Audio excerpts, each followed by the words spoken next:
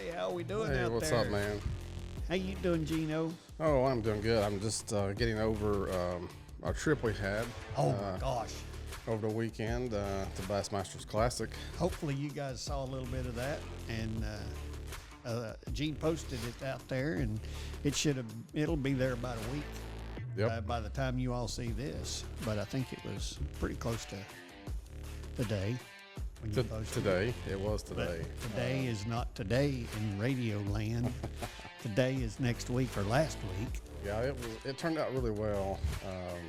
Awesome. We had a freaking blast. Oh, dude, we had an awesome time. We did. It was And I think I said it. unbelievable. I said in the other one, not expected find myself, at the Bassmasters Classic. Yeah. It's pretty cool. But we have a follow up. Yeah. This will be part 2, as we mentioned earlier. We're just going to talk about a little bit of our experience, with the weigh-in, the whole classic, and what we experienced. Yep. And we're going to try to cause some controversy too. Yeah, and we have a couple of good stories too about our spend the night. Oh my gosh. Well, hello out there, everybody. We are unranked and unhinged, and we are glad you all are back with us again. And we're going to have a fun time today. Yeah. Because I brought, Gene said we've been to the Bassmasters Classic, and I brought my swag bag. I brought all my stuff that I got. You can kind of see some hats out here, but Yeah, I'm wearing my hat, a Suzuki hat. yeah, and just to start, like Gene said, he never thought he'd really see himself at the Bassmasters Classic, but I had no idea that the expo was going to be as big as it was. Dude, it was huge. I mean, it was from any kind of rods, reels, bait, clothing. Yep. It was impressive. Meat, insurance, Yeah. glasses, cleaner, all that good stuff. Yeah, I'll tell you. Hand sanitizer. Like Bart said, he's got some goodies we'll show out throughout the episode. And I may just, just start holding them up just so you can see while we're doing this stuff. I mean, we got some good stuff. Yep. Hats. Oh, and the number one thing too is it didn't cost anything for us to get in. It didn't Completely free. Surprising. We had to pay for parking, but that's No, we didn't. yeah. We didn't. No, remember we found the parking garage. For the expo, I was thinking of the weigh-in. Oh, the weigh-in. Yeah, sorry. We paid for the weigh-in. Paid for the weigh-in. But yeah. And Gene got to ride a scooter. Yeah, Gene paid, what was it, $2.95 to go 4 feet. 4 feet. It was I had a time of my life. It was. Oh my God, it was so funny. He did better than I did. I couldn't even get mine to come on. I was pushing stuff and downloading an app, and I look over and Gene's already ready to rock and roll. But I don't know what happened. I don't know, man. We, as Bart said, we were parking in this parking garage, and we was walking across the bridge, and we see these scooters. And Knoxville has all these scooters kind of throughout the city, for people just to ride. You had to pay for them, obviously. But, we was like, hey, let's try this. Yeah, let's do a scooter. If we'd have got it working, it would have went, I don't know, maybe a couple hundred yards, if that. But, yeah, we were just wanting to play with it. Yeah, never done it. And we was like, yeah, let's do it. Yeah, let's try it. But Gene did a lot better than I did. Yeah, I got everything set up. I had to download an app. I went 5 feet. 5 whole feet. 5 whole feet, and it cost me almost $3. $3 to go 5 feet. Yeah. But so let me ask you a question here. I'll tell you what I think. Okay. As far as the Bassmaster Classic, what is it? What did you see? What did you experience? Well, are you talking about the weigh-ins or the expo? The weigh-in. The weigh-ins. Yeah, we'll kind of hit both of them, but we'll talk about a little bit of the Bassmaster because we went there first. I will say, and this is just me being a slow lifer, it was a little too grandiose for me. Yeah. And the only reason I say that, and here, you want to start some controversy? I'm going to start some controversy right now. It reminded me of professional wrestling. You know, not saying anything bad about that. It's just that, there was, lights and flare up things and speakers and a blimp and all this stuff going on. And there was this, the MC was really kind of trying to get the crowd into it. And they had these little bobblehead little things that it was a lot. It was a lot. And it was loud, and I don't like noise. So I'm a big weenie when it comes to noise. And so, and Gene and I talked about this for a little while. We could kind of tell that some of the stuff was staged. And it was kind of like, what you call that, scripted reality. Mm-hmm. And so, yeah, I could have done without as much of it. Yeah. I hate to say it. Now, it was a one-time experience. Oh, yeah, absolutely. When you walk through there and all that stuff's going on, you're like, wow. Yeah. Well, that was my first impression was, honestly, how big everything was. Oh, yeah. Where everything felt, whether it's from the boats and, the stage and just the number of people inside of Thompson Bowling Arena. Yeah. And the fact that they actually brought trucks and boats and everything in there, it was a spectacle. I mean, it was like being at the Roman Coliseum and seeing, chariots come through. And I thought it was really neat the way that they let the anglers stay on their boats. Mm-hmm. And so when they drove the boats in, the anglers were on their boats. And, they went through the sequence of taking their fish out of the live well, and they had them in these cool little bags. And, over to the scales, and they weighed them, and then the guys, got to hold up their big fish. and it, it was, and I guess, too, I didn't think about this until just now, but, it was televised. Yeah, it was. So it had to, have some production value. Sure. And so, yeah, I mean, I'm not begrudging them that. Well, I think as we said in our part one, it was for a show. I appreciate the show. I mean, it's to get the crowd into it and the hype. I mean, if it was just a fishing tournament and weigh it and you go home, not very much fun. Well, and too, the one thing we completely didn't get to be a part of was the actual fishing tournament. Yeah. We came in at the weigh-ins, and but all of that throughout the day had been either televised or streamed, one of the two. It had to be. Because I heard people talking about it, and oh yeah, when they were doing this and doing that, and maybe that is a component that I missed, and maybe that's what kind of made me. It's kind of like I jumped in at the end of the race. So I saw the winner, and I've got some things we'll talk about him a little bit later. But the one thing that I saw on the video with his weigh-in that was talking about, it could be staged, because didn't you say at one time, and it may not be true now, that if you drop your fish, and I don't know if this is during the weigh-in, but if you drop your fish on the boat, does it disqualify you? Or I think the only thing that doesn't disqualify you, but I think you get penalized if your fish is dead. Okay, probably if you drop it pulling it in, but not necessarily the weigh-in. Yeah, I think if you lose your fish somewhere along, if it bounces off the boat, because that apparently happened. A guy who was winning the tournament and was actually just adding to his lead, let a fish slip, and so I don't know. And that's another thing is I guess now that I've been there, I would be very curious to actually pull up a lot of the rules and know for sure, because I hate to comment on a lot of stuff, and I just don't know. But it was really fun, and we both of us kept hearing people talk about the expo. Goodness gracious. And so, we ended up spending the night just so we could go the next day to the expo. Well, the expo was 3 floors plus another building. It was crazy. Also, with the good weather they had, there was some stuff outside. Oh yeah, there was lots of stuff outside. Yeah, we got lots of koozies.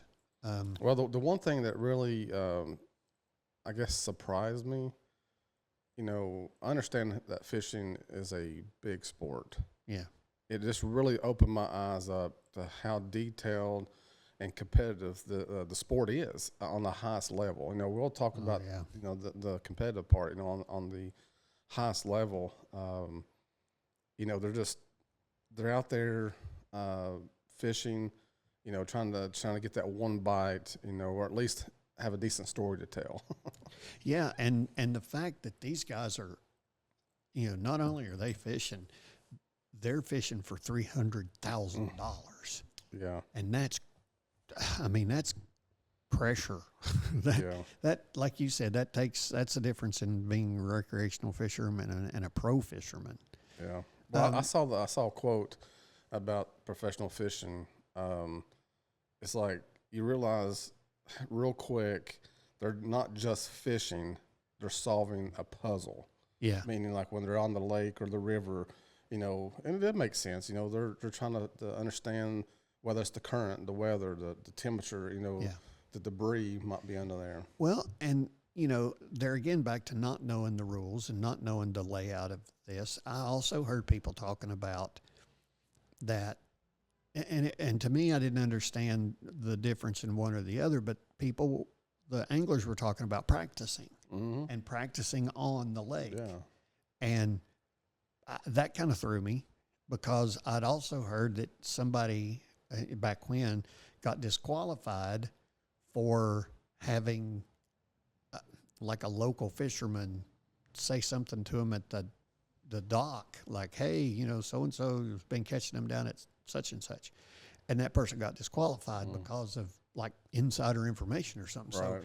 So it kind of threw me that they can go practice on a lake, but if somebody happens to mention something, it's bad. So not knowing the rules, I apologize, guys, right off the bat.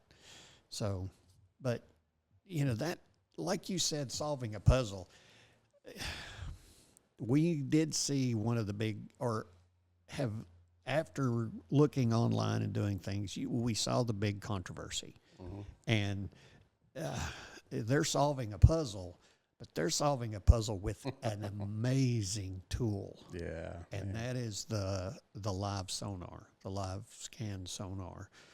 And we even heard like the guy who won it, but he during the second day, he made the comment. He said, I was watching my sonar and saw what he would anticipate or interpreted to be a school of large bass, 6-pounders, he said.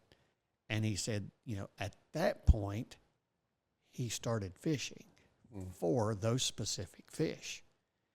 And, that's odd. Yeah. Most anglers are fishing when they get in the boat. Right.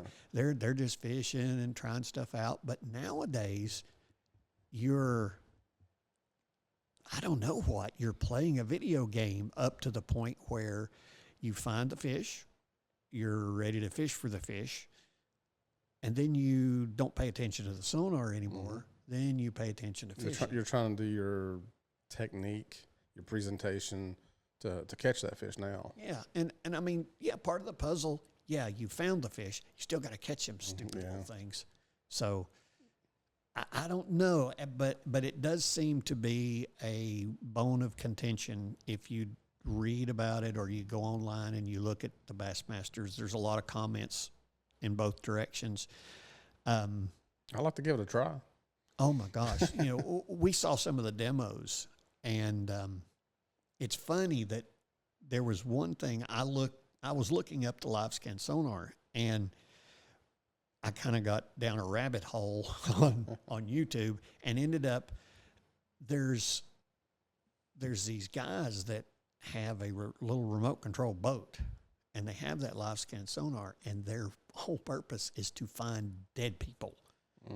And like car crashes that have gone in the water, and it's so detailed. Like this one episode I watched, this guy went over it and he said, "Whoop, there's a body," and you could tell head, shoulders, arms, leg. It was a body. Yeah. So there are a lot of people that talk about that live scan sonar where that they can see their bait, they can see the fish, they can tell what kind of fish it is. Yeah.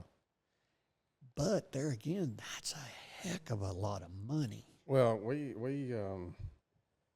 have said this before. Our buddy Kelly, he had, as far as a recreational fisherman, had a great system. Yeah. But probably doesn't compare to what these guys have. And I know what he spent on this thing. Yeah. But just go show that what he had would be just fine for just an everyday recreational fisherman. Mm-hmm. But when you go and doing tournaments, and that's your life, that's your job. Yeah. Well, I'd say at that point, like, in Kelly's setup, he had to choose between, a certain thing. Like he could split screen on some of the things, but then again, his screen was this big, so you split it and you got, like something about the size of your cell phone. These guys had screens. I mean, they were mondo, and they would have 3 or 4 of them, and they would be running 3 separate units, one of them doing the side scan, one of them doing, forwards and backwards. And I don't know what else they scanned for, but they would have like 3 complete separate units going at the same time. And holy cow, that's kind of above my head. I know what it is. I know what it does. But as far as using it, I really haven't. Like I said, the one I have just tells me that, yep, you're still in the water. You're still in the water. So, well, now, there's probably some old guys out there that hopefully will watch this. Hopefully we have some old guys that remember the old flashers and what it was. And I never could understand how to operate that thing. And it was just this dial about this big. And it spun and would light up in certain spots. I'll have to, it was... I never could understand it. I couldn't understand, like, 3 generations ago, fish finders. Didn't they use old telephones? Yeah. You know what I'm talking about? You got the wires, you throw in the water and you crank it. Oh. The fish come belly up. Fish come belly up. That's like dynamite fishing. Yeah. Yeah. No, I never tried that. I me either. Yeah. I've heard about it.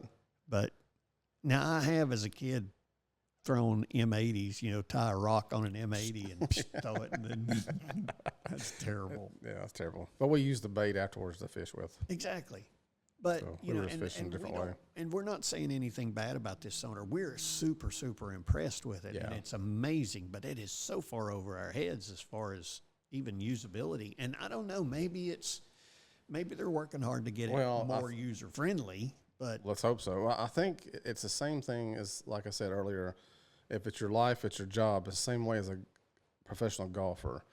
If that's the way you make money, you're going to get the best of the best. Yeah. And they got all these resources and all these people to help them.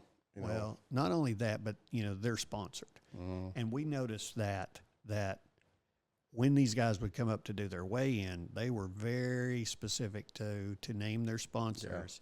Yeah. And not only that, they were very specific in saying that they used the sonar. Yeah. It'd be like, each one of them would be like, I didn't see any fish until I've got the sonar on.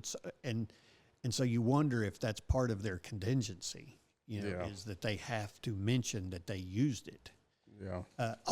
We did find out one thing. There's a crossover item between golf and fishing. Remember? You have to remind me. It's a towel. Oh. Yeah. It's a towel. Because I was looking at when G were going through there getting our swag, and there was one of them, and I was like, "Oh, look, Gene, we can win a golf towel." And the woman looked at me and goes, "Fishing towel." Fishing towel. Looked like a golf towel to me. I think that was the Toyota spin that wheel. Yeah. Well, I almost had that grand prize. You did. Almost, you almost had it. It got on that little. Yeah, it was close. Yeah. We think it's rigged. It is rigged. Yeah. I got a nice towel. You did get a towel? Awesome. I never got a towel. I got socks. Like Oh, that's progressive. Progressive. Yeah. Yeah, that took me forever. I had to throw things at a duck's mouth, or was it a pelican? Might have been a pelican. Maybe a pelican. Yeah. So yeah, and I love socks. So this was awesome. It's got a little lighthouse on it. Cool swag. That's man. cool, man. Yeah. I like it. And I got to finally show Gene the V12 600 horsepower Mercury Verado. I will put that at the end of this video. Oh, you can see the picture. Yeah. If you haven't heard about it or seen it, just Google it. Holy crap. That thing is enormous, and the technology that it's utilizing is amazing. Yeah. But I have yet to see one on a bass boat. It's impressive. Yeah. I can't wait to see the first person who pulls that off and puts one of those things on the bass. I tell you, I would like to try that electric motor. Oh, I don't know how well it would be, but I would love to try it. You wouldn't have to worry about, mixing gas or getting gas, but how far can you go? Yeah, and it's I the don't same know way how powerful it is. I would, what it equates to with a gas motor. Well, I guess it's the same thing as with electric cars and gas cars. The only difference, if you need gas, you just fill it up. But if your battery runs low, then you got to wait and charge it. And so, but there again, if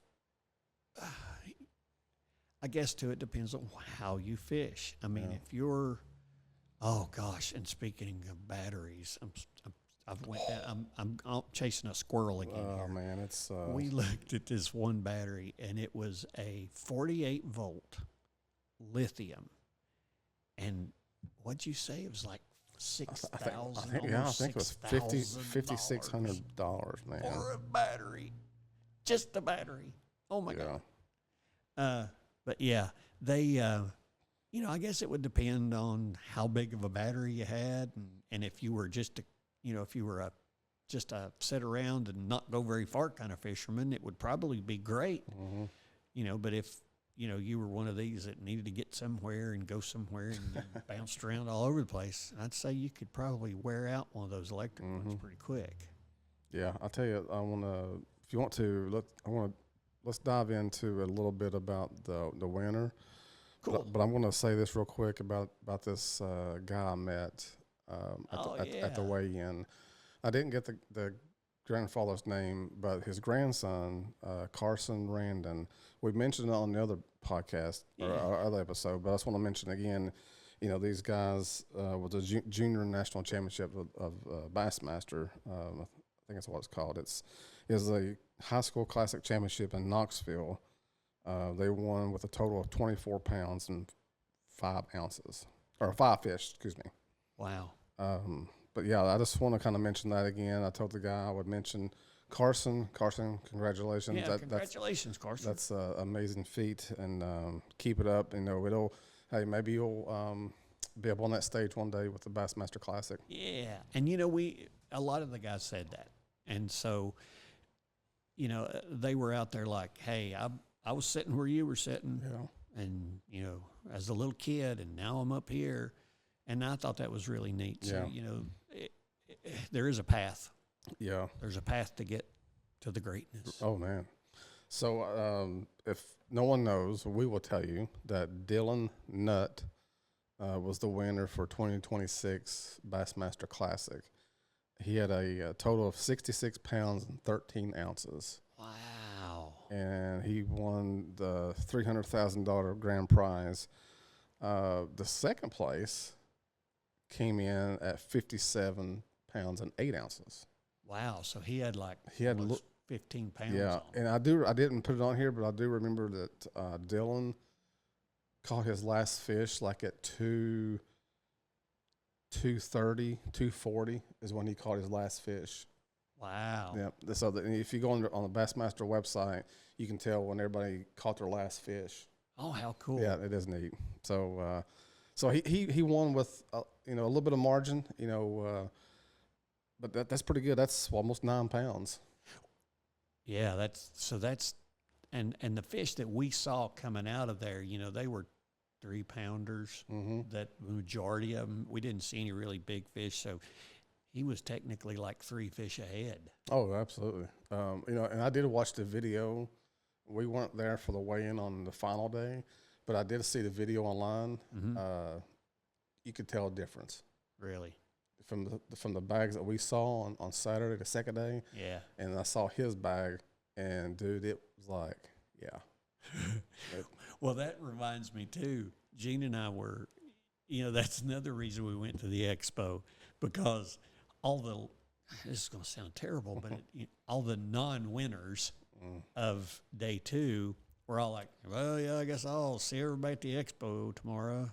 In other words, they weren't coming back for day 3, Nope. and we heard quite a few of those. So, well, I think that kind of goes to the point of you saying that it was kind of not pre-recorded, but it was way before they come to the weigh-in, just because you're not going to know what place and if you're going to make it to Sunday without doing a weigh-in early. And I don't want to show the dude behind the curtain or anything, but right. We noticed that the MC would say,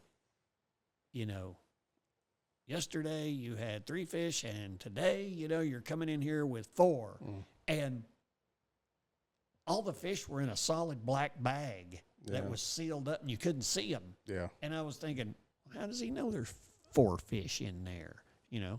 And so that's why I was thinking that, not only that, but then all the graphics on the big screen behind had all the information already on it. By the time, they got up there, and when that bag hit the weigh-in, boom, all the information, was up there. And now he's in, 35th place with blah, blah, blah. So, and that's not a bad thing. Right. I mean, Gene and I we wanted to see the boats. We wanted to see the boats come into a dock, and we were actually out there peeping over into the river thinking, where are they going to get in here? They got to come in here somehow. So, yeah, I'm sure they had to weigh these fish prior and have everything marked down. And the thing that, too, there was a ton of people there at this weigh-in, and this was the second day weigh-in. I can't imagine how many would have been there for day 3. That'd have been fun. I wish we could have stayed. I know we couldn't, just to experience the whole. Because this was a 3-day event, or 3-day fishing, but it actually started on Thursday.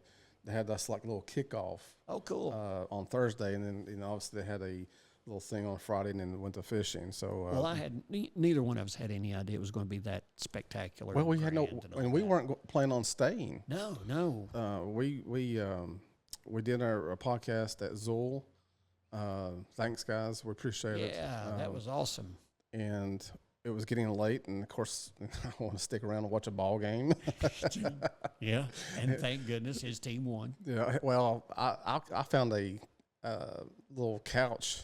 And I just sprawled out, man, the TV in front of me, and I'm not sure where Bart was, but he found me. I found him. Yeah, he found me, but it was great. But yeah, so going back to these fishermen, second place got 50,000, but with this said, that's a heck of a drop. So I think if you make it, it's kind of like making the cut in golf. If you make the cut, you're getting paid. Yeah. And I think the top 25 got something. Yeah, and I think I think it was $5,000 was like 25th place, which is kind of like last place, but not technically. But but I mean, you still got some money, and there was cash bonuses. I don't know, like Dylan Nutt, he got $7,000 for some kind of cash bonus. Wow! And I don't know if it was like the biggest fish of the day, maybe biggest bag or whatever. Yeah. Well, that and I guess it's like in racing, drag racing. They, if you win and you've got a, so and so such and such sticker on your car, you get a little bit of money for that. So it could very well, do the same thing. And I think they call it contingency money. Mm. But So I have a little quote that I found from Dylan from winning. He said it was just in the area when the fish that he caught. It was an area of big ones. He said there were a lot of areas like this out there, but not many of them had fish. Like the fish that he pulled out. Yeah, there was a few areas, just not many fish in that little area. But he said it was a lot flatter than some other creeks, rivers. He said there was a lot of shoals, and he said it seems like almost like a lake. Like even though it was on the river, he said it kind of felt like a lake. Wow. Well, I mean, he knew what he was doing. He found the fish when other people were having difficulty. Yeah. The second place guy, I saw his comment. Apparently, day 1 and day 2, the smallmouth was much better. They were catching smallmouth, and he said on day 3, it ended up being largemouth. Wow. Well, I'll tell you, they pulled some monster smallmouth out of those bags. Just in the time that Gene and I were, we didn't get to see the entire way in, but just what we saw, man alive, they pulled some big smallmouth. Oh man, it was incredible. You know what kind of bait he used?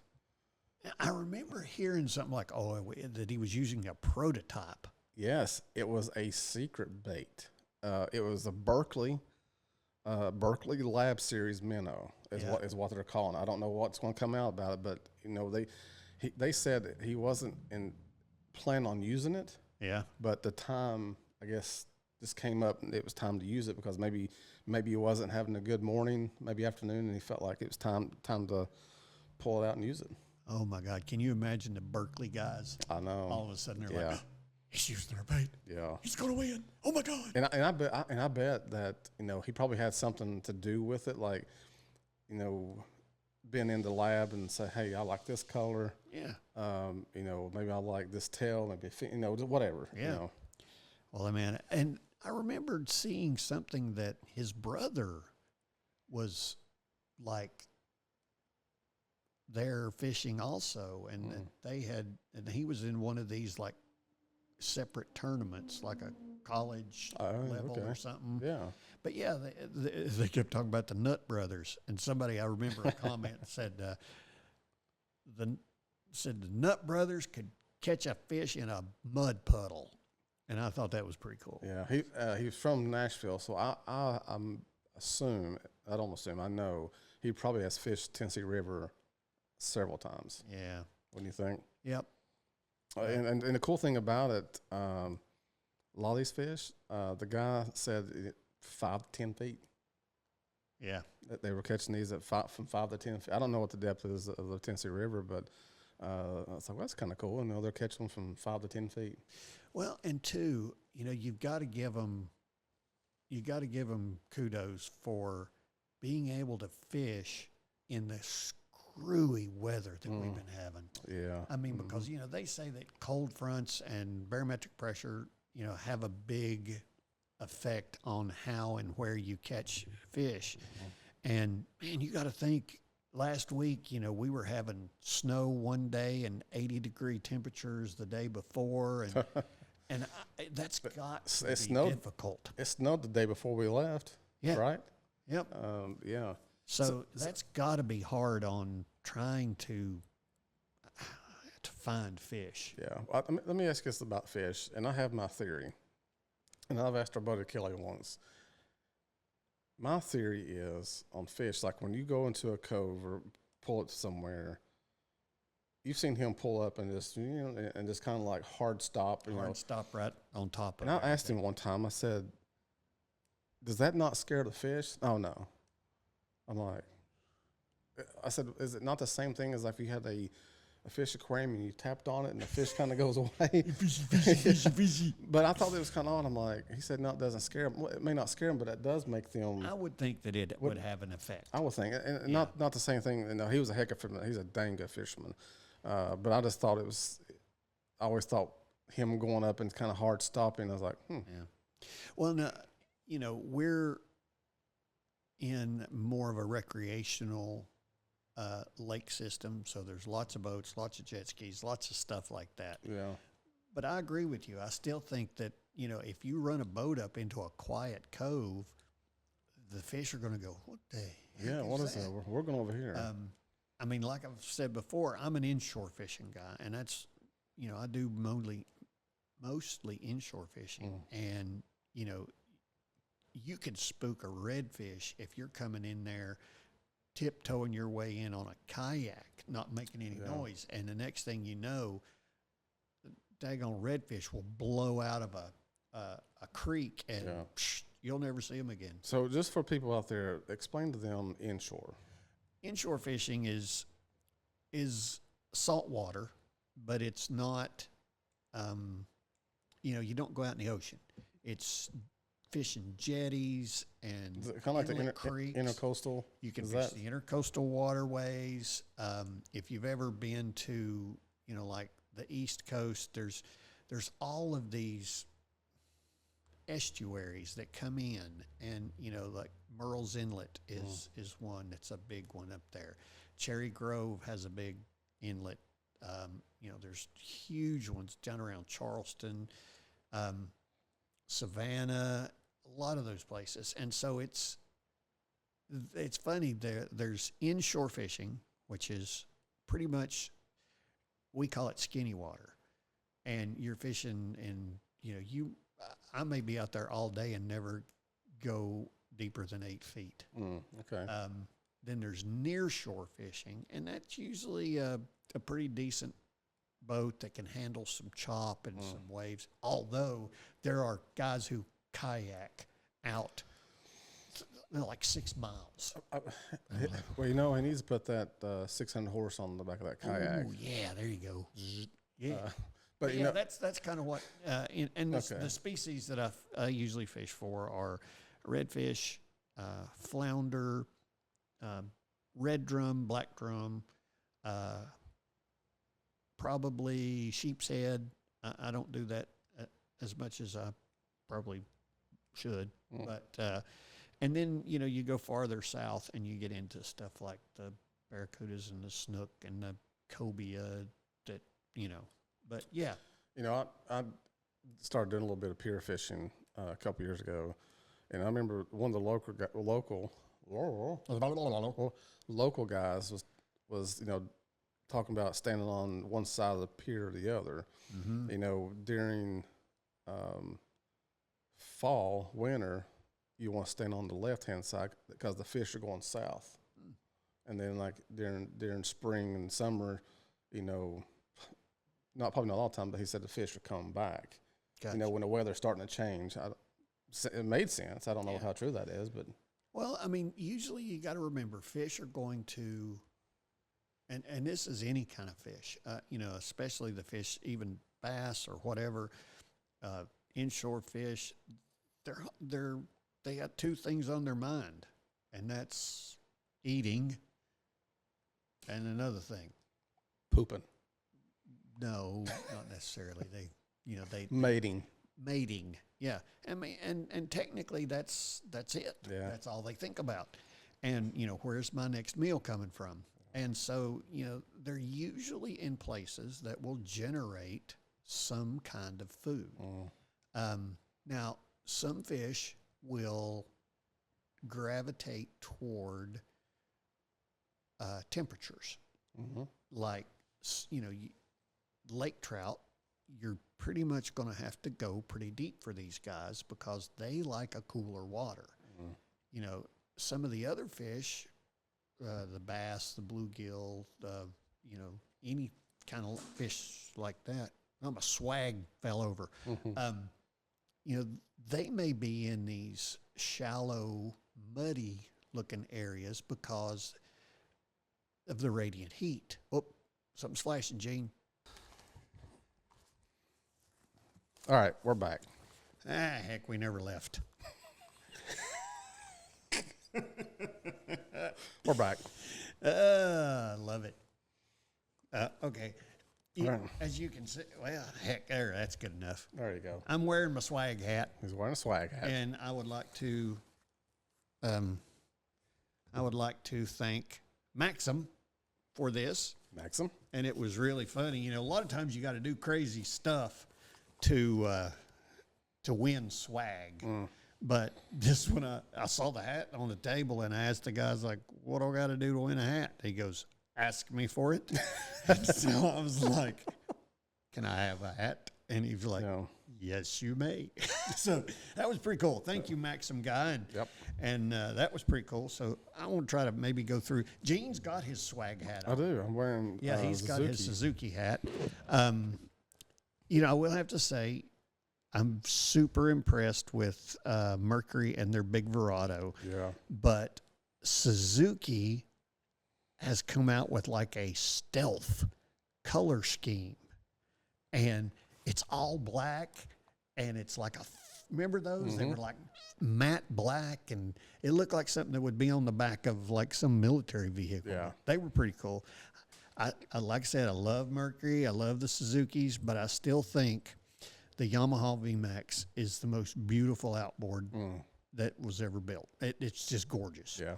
So. Well, I was impressed. You know, I know we had some comments earlier, but I was so impressed that I was even there. Oh yeah. It was amazing. You know, I think we were so not overwhelmed, but we were so in awe that we didn't take a lot of pictures of the expo. We didn't, and not only that, but we're old and broken. We are broken down. And so. You know, both of us were like, oh, my knee's hurting. Oh, my back's hurting. I got to sit down. Oh, God, I'm hungry. So, you know, there was a lot of that. Yeah. But yeah, I think it would have been really good to be there to be able to go through that multiple days. I don't think you would have been in such a big hurry. So if you are planning to go to the Bassmasters, definitely plan on spending multiple days.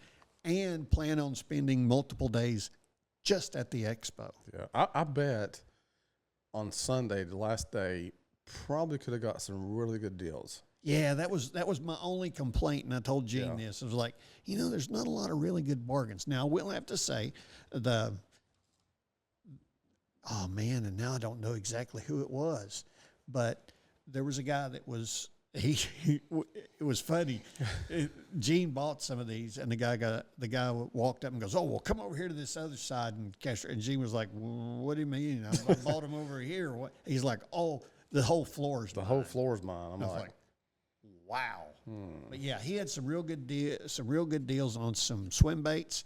I got some paddle tails and some sway minnows. I'm excited to try those, man. And I got. These are electric shad, and I got one that looked like what's it called? Something chicken. Oh, man, shoot, I can't remember. It's like funky chicken anyway, these. Yeah, that's it. Yeah. So, yeah, keep going, Gene. I'm going to start holding up swag.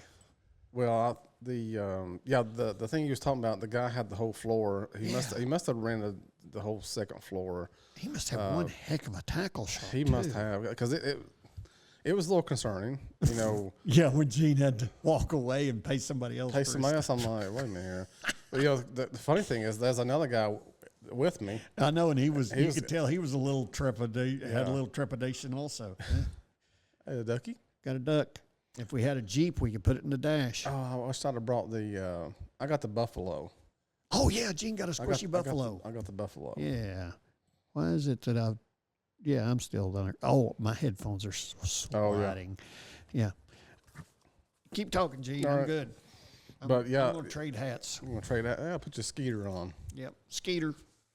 I like that. Oh, tiny head. Oh, I have a fat head. But yeah, it actually says Bassmaster Classic, Knoxville, Skeeter fishing boats. Oh, nice. Oh, I guess I can take the paper out of it.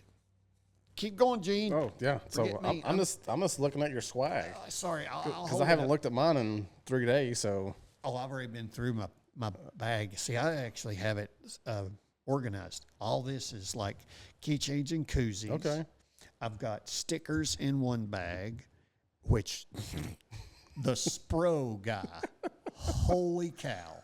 I don't know if they had just closed out their stickers or changed a different kind, but this dude, He loaded us down with Oh, stickers, yeah. and I'll show you some here So in a if second. Spro, if you want to send us some swag, we will be glad to put your name Heck yeah, right here. anybody want to sponsor us?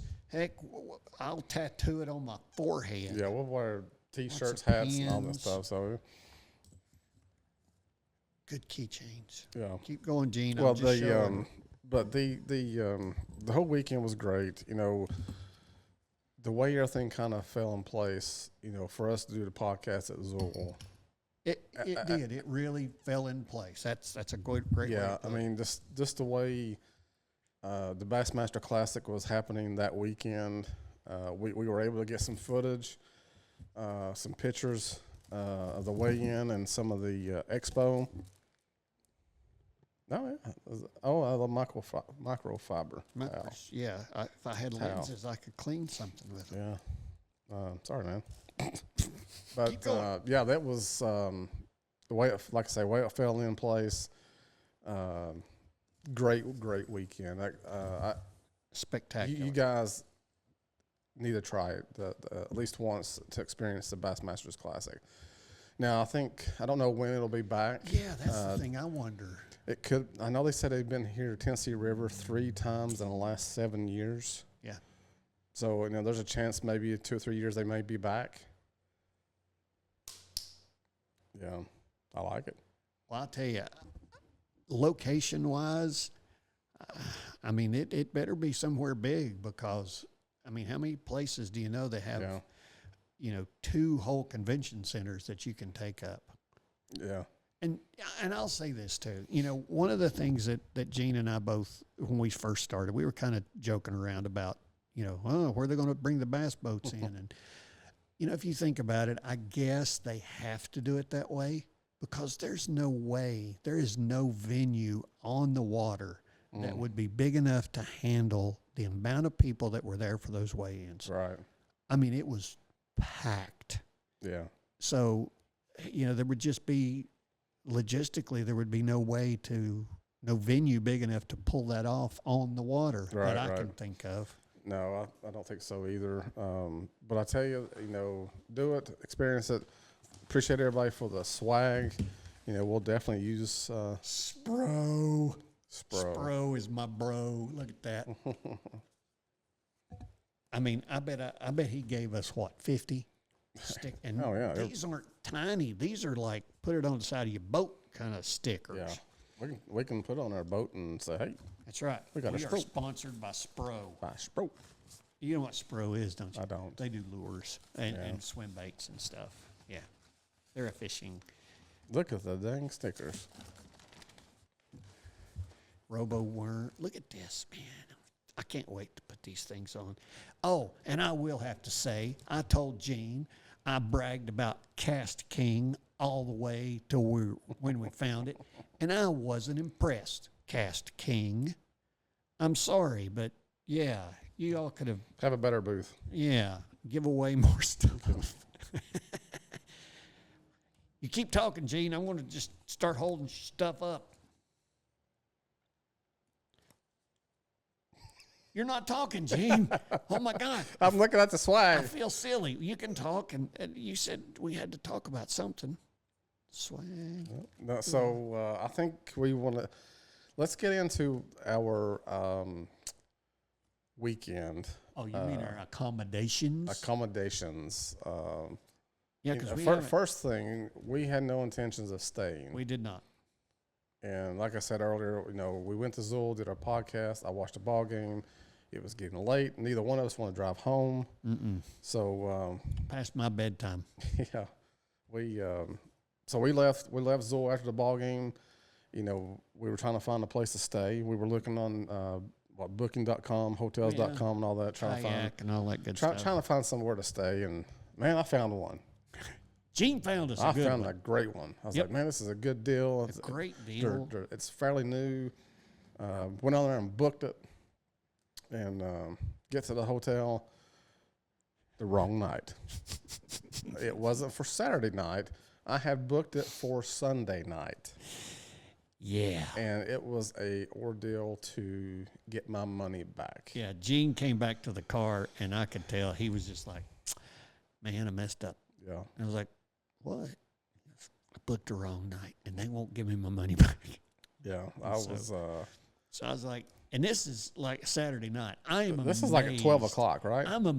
Like midnight on a Saturday, and I'm telling you, he pulled it off. I would have just given up until like Monday morning, but Gene kept at it, and kudos to Gino for getting his money back. I tell you, man, hotels.com, they were, I don't know what they did behind the scenes, but they were the ones that got my money back, talked to hotel and give it back to me. Hotels.com. So appreciate that. Hotels.com. 2 thumbs up. 2 thumbs up. But yeah, so well, it didn't end there. But I had to rely on Bart. Bart, I will pass it to you to let you tell the story while I'm trying to get my money back. I just told Gene, I said, don't worry about that. We'll worry about that later. I'll just get us another room because I know Gene had already, spent the money. So I figured, well, it's my turn. So I go on there and I find a Quality Inn, which was like within sight of where we were sitting because we were both tired. Yeah. And so, it was late. We were tired. And so we go over there. And the first thing I noticed when we go through the door is there's buckets sitting inside, and there's ceiling panels out, and there's water dripping. I didn't know what kind of water. It could have been sewer water for all I know. So anyway, I should have paid more attention. But like I said, we were tired. Mm-hmm. So I go in, I get the room. The guy gives me the key, and he's like, you're in room 218. I'm like, okay, great. So me and Gene, then I noticed Gene was carrying something about the size of a small sofa. And I'm like, what the heck is that? And he goes, I brought my bedclothes. I'm like, all I've got's like a purse. I don't even have another pair of underwear. I will say, thanks, Topaz, we pack for occasions like this. You never Smart. It was a couple pillows, some sheets, and a blanket. Yep. In the little bag that I had. It was not little. It was huge. That bag had to be that wide and that tall. Well, let's use imagination. It was 2 pillows, a blanket, and sheets. Yeah. Okay. So Gene, after I was distracted by Gene's giant bag, which he was carrying, like I said, all I had was like my wallet. Yeah. We get on the elevator, and immediately we're terrified. We are terrified. Yeah, this elevator was super sketchy, and both of us were like, Gene said, heck, we may be spending the night in this elevator tonight. We might not get out of this thing. And little did I know he had his bedclothes with him, and he would have been fine. Yeah, so anyway, we go up, we get off the elevator. Remember, we were given the key to room 218. 218. So there's the directional signs in front of you, and it said room 217 through 200, take a left. Rooms 219 through 235, take a right. And we're standing there with a key that says 218. We're like, well, wait a minute. 217, 219. 219. Where the frop where's is 218. So we go walking, looking around, and Gene's like, it's not over here. And I'm like, well, I can't find it. It's just going the opposite direction. There was this little cubby hole back beside the elevator, and that's where our room was. We like to never found a stupid thing. I mean, it was sketchy. It was sketchy. So we go in the room, and Gene says, I've got to run back out to the car to get something. Yep. And I was like, okay. So the first thing is I tried to turn the thermostat. I tried to fix the temperature. Thermostat didn't work. I'm like, oh, crap, can I live with that? I'm like, well, it's not too hot. It's not too cold. Yeah. Okay, I can live with that. So I kicked my shoes off. And I had to go to the bathroom. As I stepped in the bathroom, splash. It wasn't a swimming pool. It was water on the floor. And I was like, oh, you got to be kidding me. So I called and I said, hey, downstairs. I was like, yeah, the thermostat doesn't work and the bathroom's full of water. And this is the weirdest thing. Instead of saying nothing else, the guy goes, what kind of water? I didn't taste it. I don't know what it was. It could have been Perrier for all I know. It could have been poop water. And he was like, well, come on down here. I'll give you another room. So about that time, Gene comes back in, and I was like, dude, we got to change rooms. Yeah, we So I got said, there's water in here. The thermostat don't work. He's like, oh, okay. So I go get down, and he's like, okay, I'm going to put you in room 208. Great. Gives me the key. We're not taking the elevator this time. We're up and down the stairs. Up and down the steps. Did not get back in that sketchy elevator. Nope. So I go up, and Gene's like, okay, here we are, room 208. I'm sticking the key on there. Nothing happens. There's a little red light flashing. And I was like, crap. Gene's laughing his butt off by this point. It's like, you can't make this You can't make it up, man. So I was like, stay here. I'll be back. Down the stairs. I go in there, and I was like, the key doesn't work. And so instead of just taking the key, the guy goes, what color light was flashing? And it just so happens that I happened to pay attention to the light. I mean, if I didn't know what color light, what was he going to do? Send me back up to look at the flashing light again? Go try it and come back. So I was like, it flashed red. Okay. And he takes the key, he does something to it, and then he looks at it, does something to it again, looks at it, takes that key out, throws it in the garbage, gets another one, sticks it in there. So he finally gives us his key. I'm like, crap. It's okay. So he back up, hit the key, open the door. And we're like, yay. It looked decent. It took all right. Gene flips the light on, and it goes, beep, beep, beep. What the world's going on? What the crap was that? So it's still beeping. And so finally Gene figured out that they had plugged the microwave into the switch where that you flip to turn the lights on. So when you turn the lights off, the microwave went off. And you turned the lights on, and it came on and basically was beeping saying, hey, I need to be sat. Yeah. So you can't see what you cook. oh, my God. It was You remember the first room crazy. before we moved? He gave us 2 keys. One key did not work. Oh, that's right. One key didn't work. We tried the other key. Yeah, the other key, thank goodness the other one worked. But when you went and got the other room, Yep. he only gave you 1 key. He only gave me one and key. it didn't work. And it So, didn't work. It was crazy. It was, wasn't, I mean, it said it was a 2-star. I think that's a stretch. Big time. Yeah, I'm sorry. Starting with the sketchy elevator, the water running, The sheets were torn. the sheet. Yeah, bed sheets were torn off the side. Not the ones I brought, but the ones that was on the ones that bed. was on the heating. So I went and I just ripped them things Yeah, off. he just whooped that off, and there I had to sleep in sketchy sheets, and not to mention there were some weird looking stains on the comforter. Yeah, that sucker should have been in the trash.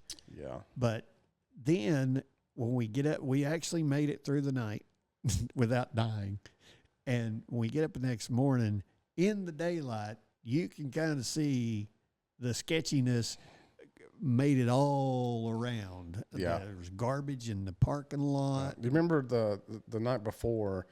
I said, hey, there's a Waffle House across, just like in the next parking lot. Yeah. I said, we get free breakfast here, but I'm not eating it. But I ain't I'm eating going it. to the Waffle House. Well, and not only that, but,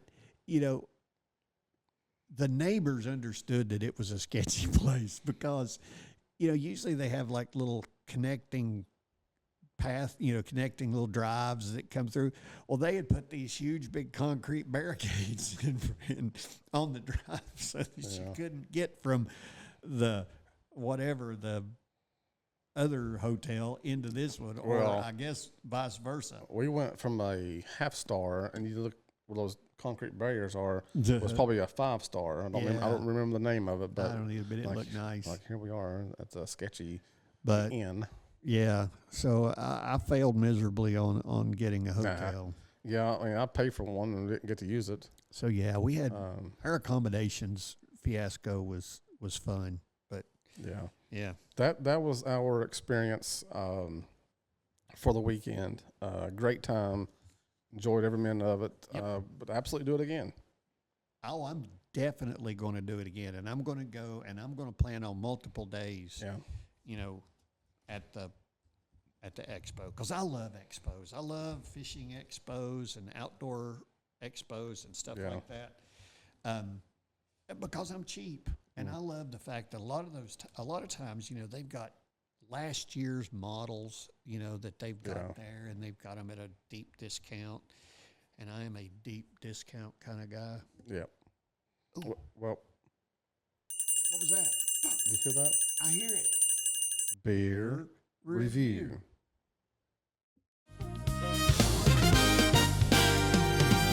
No hype, no script, just what we find.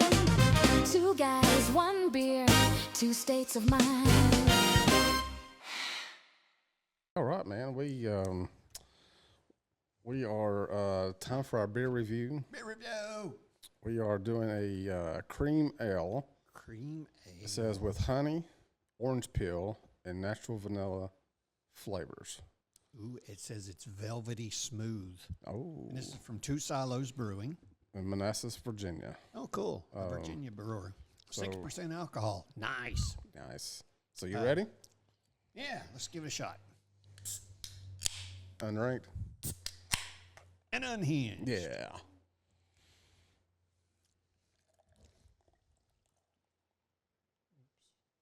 Ooh, it's pretty. I can smell it already. Okay, so nice head. Ooh. Super, super clear. It is clear. I mean, it's very clear. I see little bubbles. Yep, good carbonation. Good carbonation. Let's see what it smells like. So I can smell the little bit of vanilla, but it smells like a beer smells like otherwise. beer. Yeah, just, smell.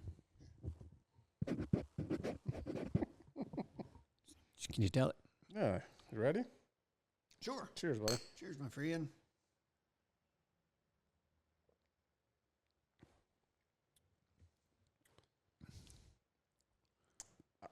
I can taste Wow.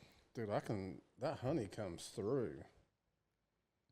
I was so worried when I saw that it even said 18 IBUs. I don't know exactly what That's low. is that low? Yes. See, I didn't know. I figured if it said No. IBUs, it's No, once you get up, that's nice. it is smooth. It's smooth. Velvety smooth. Velvety smooth.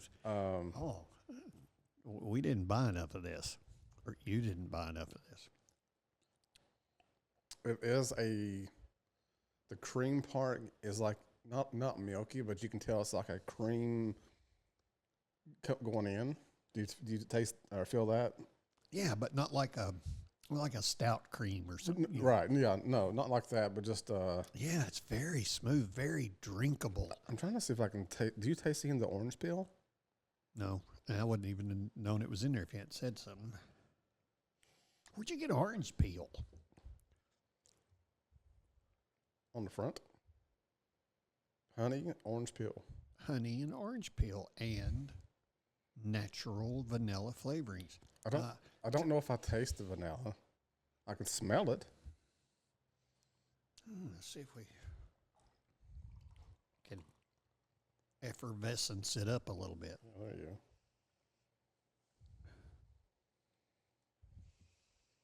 And see, I can just barely taste or smell the vanilla. Not like, some of those things, if it says vanilla, you can smell it before you get it to your nose, but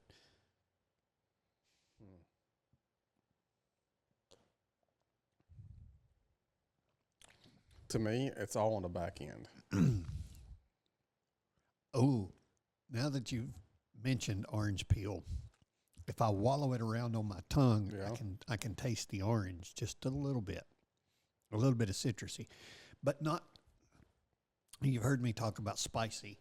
I can't taste, the peppery, and to me that's just like a peppery thing around the sides of your tongue. Yeah. I don't see that. I don't taste that. No flavor is really overpowering at all. It's not like we're just going to make this, vanilla knock your head off. And no, it's all smooth. And I think that's what I like about it. It has all this honey, orange peel, and vanilla flavors, but it's like, where are they? yeah, where are they? Yeah, You know what's there? Just a little bit. Yeah. Man, guys, 2 silos. Nice job. 2 silos, Manassas, Virginia. Yeah, and this is from a guy who does not like beer. Yeah, I could. Oh man! Oh, wait a minute. So it has Gene's reading important it stuff. has milk sugar, which is like lactose. It kind of gives you a mouthful. That's what I feel like with lactose. It's a non-fermentable sugar. Yeah. It kind of it's supposed to give you that mouthful when you drink. Huh. Well, like you said before, I don't. It's got honey, milk sugar, orange peel, vanilla. None of it is overpowering at all. It's just, man alive. I could drink this. Well, good, because we have 2 more. Nice. Great job, Silo. Yeah, I mean, I would love to have something kind of greasy right now. You know, like French fries or a hamburger or something. I do have some French fries. But yeah, dang, I'm impressed. 2 silos, multiple stars, definitely. I got that big hit of vanilla right then. Did you? So maybe it's changing.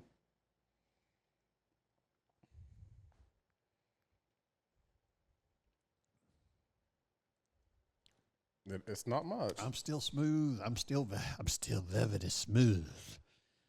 Oh yeah. What was that character that Eddie Murphy used to? Velvet Jones. I'm Velvet Jones. Hold on. Make a lot of money, kick women in the butt, something like that.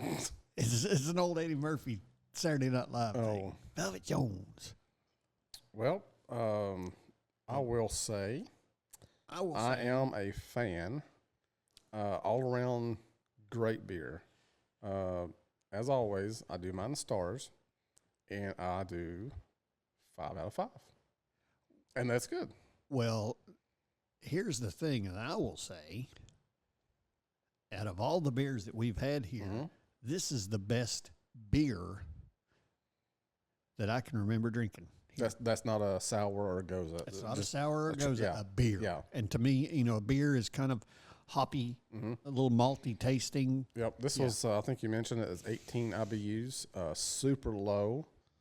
See, I didn't know what was lower. What was high? Yeah, when you get up to 30, you'll start noticing the bitterness starting to kick in. Huh. But 2 silos. Good job, guys. Fantastic, guys. It's good. I love it. Guys, appreciate it. We enjoy the weekend. I hope you guys get to enjoy the experience with our stories telling you. Yeah, I hope you enjoyed it.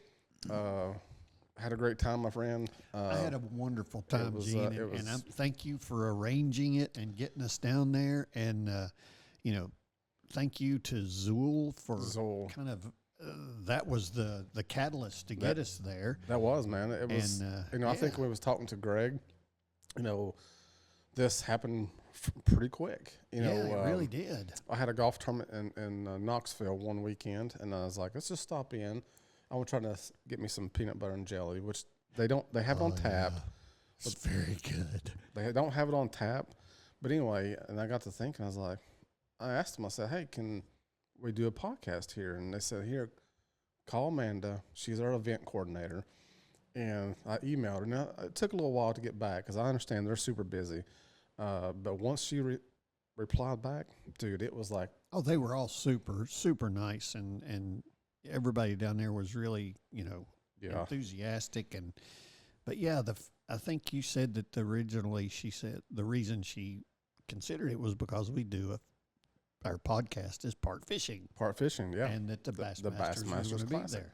And the cool thing was, I didn't ask them. And again, thanks guys for this. They's like, hey, we have an idea. They was talking to the owners. We have an idea. The Bassmaster Classic. I didn't know it was down there. Did you? I didn't know. And there's like, there's a Bassmaster Classic is here this weekend. We think it'd be great if you guys did a podcast that weekend. Yeah. So, and you'll know from the previous podcast that they did a special beer. And if you haven't seen that, go check it out. What was funny is apparently it was a very popular beer, and we got the last can. Yeah. And there were people really wanting that last can of beer. So, yeah, Gene says he's going to put it on the shelf. Yeah. I think I want to steal it and put it on eBay. Yeah, maybe. Who knows? But I know you guys won't see this till after the fact, but Yeah. on March 21st, they are doing a PB&J release day. It's all the combinations of the peanut butter and jelly beer. I can't remember how many he said he had. Yeah, I but- thought it was just one. And Gene comes walking out with this thing that was glowing like fluorescent green. And he's like, here. And I'm like, what is that? He said, it's PB&J No, and, that was apple something. yeah, that was apple. Oh my God, apple caramel! It was fantastic. Yeah, caramel apple. Yeah, Oh, my God. like Greg said, he said this Saturday will be complete chaos. Yeah. And all kinds of cool, like peach and That's dude. I want to go just for the peach. I know that sounds so good. I don't know. Maybe we might see you down there. I don't know. But again, Zool, thanks for the hospitality. And thanks for being the catalyst for a fantastic weekend. Yeah. We like I said earlier, and I'll just keep it short. We're not going to keep it short. Probably not. We might talk another 20 minutes. I got to stay there and watch Duke basketball play, and that really, and I'm glad we did because that kind of really put us to stay in the night. Yeah, we wouldn't have had that fantastic story to tell about our accommodations. And I think we may have stayed anyway because we were doing a podcast. We've been gone all day. We drove all day. We've been drinking. And the thing is, I drink 2 beers and I'm really off my rocker. Yeah. So at that point, neither one of us probably should have been driving. We did. We waited till we were sober. Yeah, we watched an entire basketball game. Yeah. Actually, Gene watched an entire basketball game. I watched highlight. And about halfway through, Gene looks over at me and he goes, "What the heck is that you're watching?" He says, highlight. He's like, "What the heck is that?" And I was like, "Well, it's kind of like a bunch of guys with bananas on their hands throwing a big hard ball at each other." Oh, wow. Yeah. And he's like, What? so Okay. I need to show Gene. I'm going to have to play some highlight for Gene at some point. Yeah. It was it was an incredible weekend. We had an absolute blast. Thank you, my friend. Man, appreciate it, buddy. I hope we can bring some enjoyment to everybody. Yeah. Just a little giggle, something. We are having so much fun. I know I am. I am having a blast. There's talk about maybe going to another venue tomorrow night. Nice. But we'll see. I hope you enjoyed it. And I hope we didn't offend anybody. You know, I know the bass fishermen. You guys are an elite, professional bunch, and I could not come anywhere close to doing what you're doing. Hats off to you guys. Oh, sorry. Hats, Skeeter, Suzuki. These Happy Dad guys, they gave us a hat because we bought something. But you guys were super impressive. Your equipment was impressive. Your skills are impressive. You guys are the rock star, man. Yeah, rock stars. It's you guys are the best of the best. Yeah, it was amazing. Keep up the good work. I just want to go out and recreational fish and hopefully they catch something. But these guys, man, are doing it for a living. And kudos to you. Kudos to you. Oh, and one quick thing.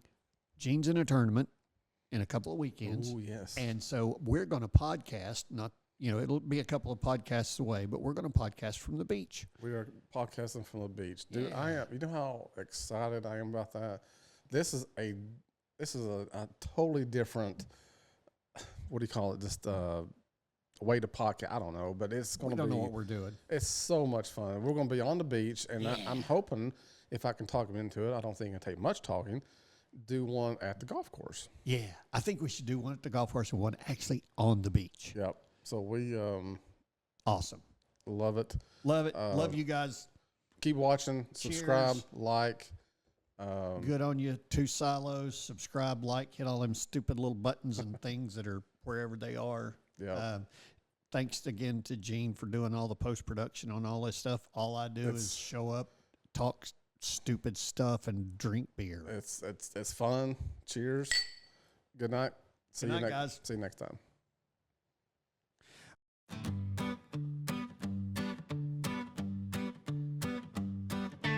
Crack a cold